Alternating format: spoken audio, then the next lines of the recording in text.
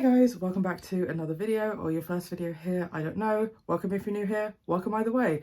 This video is going to be my slightly late haul for the month of May, and I ended up getting a nice variety of stuff. Some of it was from the Pride events that happened in my town. Some of it was from a couple of local bookshops. Some of it was from MCM London Comic Con, which was really fun, and I will get into where I got all of them as I go through them. First of all, we have a beautiful book to add to my Barnes & Noble hardcovers of classics, and that is the 3 novels by the Brontë sisters. So in here we have Jane Eyre, Wuthering Heights and Agnes Grey, and I think they wanted to have one from each of the Brontë sisters. So this is just a absolutely stunning book, and I'm very excited to have this added to my collection. I got about halfway through Wuthering Heights when I was a lot younger. I remember it was one of the books that my mum would read to me, and so I remember quite a lot of the setup, but that was so many years ago that I'd have to restart it. But I'm excited to read this, and also just to have it on my shelf because it's beautiful. The next couple I'm going to talk about in tandem because they are poetry collections, and that is these 5. I got them at different places. So these 2 I bought from a little bookshop inside of a cafe that's in town, and they are both poetry collections that I have read and really enjoyed. This one is Disintegrate, Dissociate by Arielle Twist. This one, because it follows a, I think either Native American or Native Canadian author. Okay, I can't find it on the back, but because of her background, it means that a lot of her poetry is about identity. This also talks a lot about queerness, and it was really powerful. Like, the thing is with poetry collections is that they're never going to stick in my head like a novel would in terms of remembering the actual plot, but in terms of the feelings that this gave me, I really enjoyed it. And this one I did also really enjoy, and it is called Black Queer Hoe by Britteney, Black Rose, I was about to say Kapri. And this one, something that I really fondly remember about this one is there's one poem in here following her experience with her skin condition, and it's the same skin condition that I have, and I've just never heard that ever talked about, and that was a really nice piece of nice piece of representation for me. Also talks about being a person of colour and queerness. On that same trip to the cafe, we also just stopped at a bookshop, and I ended up getting this one. Well, technically I ended up getting Homebody by the same author. This is The Sun and Her Flowers by the same author as Milk and Honey, which blew up a couple of years ago. And that day we were sat just reading. We ended up swapping copies so that I could read this one, and we ended up just swapping them. So I do want to repurchase a volume of Homebody because I really did enjoy that one, but this was equally as powerful. I think that Rupi does a really good job of making powerful poetry accessible, so this was a really nice read. And then the last 2 poetry collections I have are Plentyfish by Sarah James and Precarious by Peter Raynard. So these are both collections where in a Waterstones in London that I went to, they were having a bucket of things that were on sale, either because I'm assuming they weren't selling or they were damaged in some way, because these aren't damaged, and there was all this poetry available for £1 each. And I sat in the Waterstones and read the first couple of poems to decide which ones I wanted to continue with. These 2 most piqued my interest. This one I ended up actually finishing either later that day or later that week, I think, but this one I really enjoyed. I will talk more about in my wrap up, and this one I will need to get to soon so it doesn't just sit on my shelf for years. Next we have another book that I have already read and really enjoyed, and that is I Hope We Choose Love, A Trans Girl's Note from the End of the World by Cheng. This is an author that I've read from twice before. One was a memoir style book, but was too metaphorical for me to really get into, and I really hope that finds its audience, but it really didn't work for me. And then a poetry collection that I really, really loved. So this one really challenged my thoughts about activism and what activism looks like through the modern lens, and how people view the world we have now and the world that we want to live in.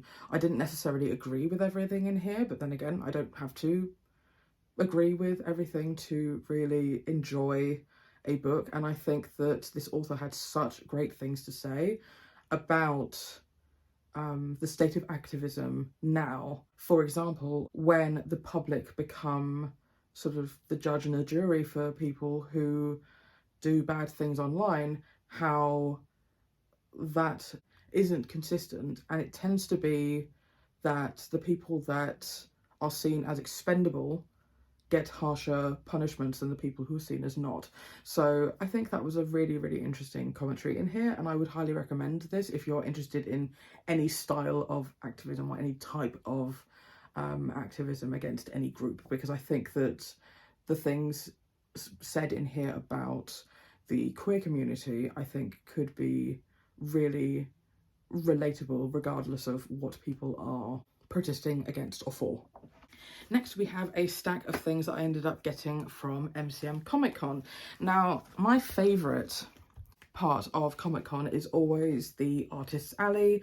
There are several series that I collect volumes of that often they won't sell them in larger stores, or it's very hard to find them online, and so you just kind of have to hope that the artist continues to go to MCM the years that you're there to be able to continue with the series. Also, because these are often very small creators, often it's just them working on it, and therefore it takes a couple of years for them to complete the next volume and get it out there. So first of all, we have 7 String Volume 3. I have read volumes 1 and 2, but I think I would have to reread them to get back into this one. And this is sort of sci-fi meets rock band. Like, a lot of the sci-fi elements are controlled through music, so it's a very interesting premise and very, very colourful art.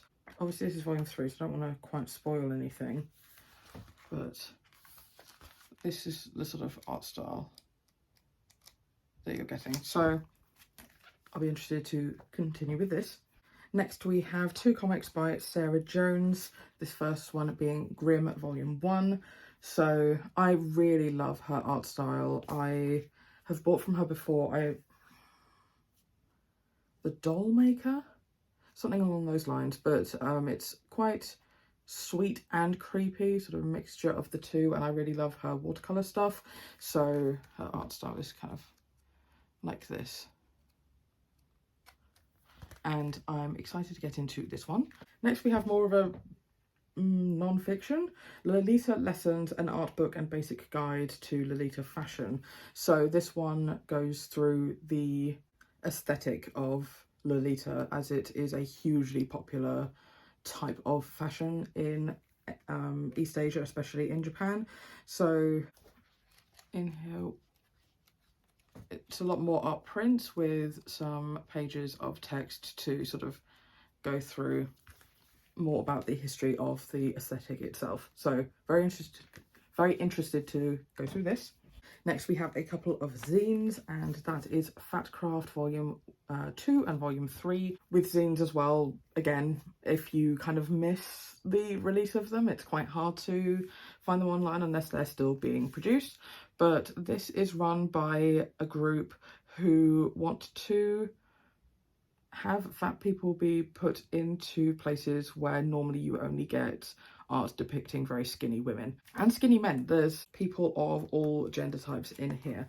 In here, it is a collection of more magical creature styles of art, and in here it's more mythological, and I will get to these soon. Next, we have one that I'm very excited to read, and that is Cover Me Queer by a collection of artists. And essentially it is a collection where each artist took a style of Pulp Fiction cover, but just added more gay. So like literally the tagline is just like romance covers, but make it gay. So again, I'm very excited to get into these.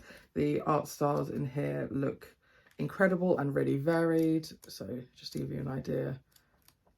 And I think that each one of the covers is then paired with a possible synopsis for the book that they imagine this to be for. So I really think also this could work really well as a sort of story prompt guide for people to then write the fiction from here. I'd love to see that. And finally, for comics, we have four more volumes in the Crank Rats series. So again, I really love these. So they are full colour comics with a steampunk fantasy story. So we're following two characters who were separated when they were younger because of an evacuation, and they didn't think they'd ever meet again, and circumstances bring them back together at this bar that they now both work at, and their relationship gets off to a very rocky start when they both finally meet again.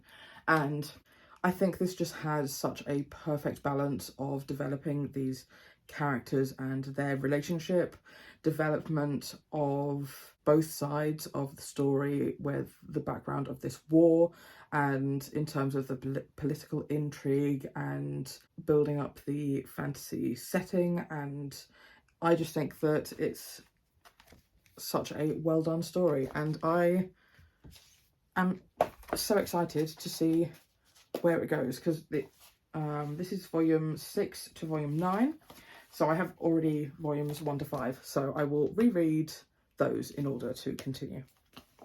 Next we have one that was a little bit of a gamble, but I saw it in a charity shop, so I thought I'll give it a go, and that is Ship It by Britta Lundin. And the thing is that there are so many young adult queer books centered around comic conventions, which, as is just illustrated by the ones I just bought, I do enjoy going to comic conventions. I do enjoy fandom. However, I have never loved a book related to fandom. I think that Eliza and Her Monsters I really enjoyed, but despite the fandom element, for me, what made that book was the exploration of depression and anxiety. Radio Silence wasn't really to do with comic conventions. Queens of Geek, I think, was like a 3 or 3.5. So there were a lot of these, and I will give this a go, but I think depending on how this one goes, that might be it for me and convention style stories. I don't know. So I guess a lot riding on this one, but we'll see. Next we have another zine that I actually bought at a Pride event, and that is Queer Kono, the Olden Gays. And this is from, what's the group called? Oh, it is just called Queer Kono. So this group essentially tries to catalogue the history of queerness and the LGBT community in Cornwall, and I think that they do a really amazing job. I'm really excited to see what other stuff that they do, and this was a lovely collection of personal histories of people that not many people knew were queer, and it's very aesthetically pleasing to look at on the inside as well. It's got a lot of illustrations, a lot of different ways in which the information was presented. So quite short, but very enjoyable.